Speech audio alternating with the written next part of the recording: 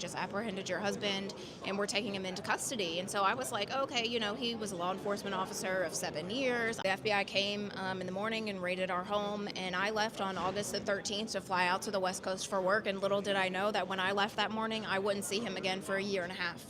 They came and they took him. The FBI called me as I wasn't home, and they said, "Is this Miss McAbee? This is David with the FBI. We just apprehended your husband, and we're taking him into custody." And so I was like, okay, he was a law enforcement officer of 7 years. I know what he did on January 6th. He tried to save the life of Roseanne Boyland, who unfortunately passed away.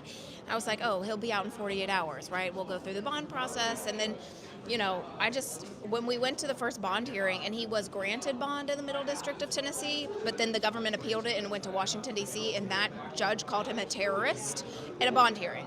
Called him a terrorist. I mean, I knew what we were up against at that point, that it was going to be a very long road. There's truly been no justice for January 6 defendants. I would say 95% of America thinks that because President Trump signed the pardon and let them out of jail, that they went back to a normal life, and that's just simply not the truth. I mean, they were kidnapped. Their credit's terrible. They lost their homes. They lost their cars. They're not going to go back into the same jobs. I mean, their lives are forever destroyed.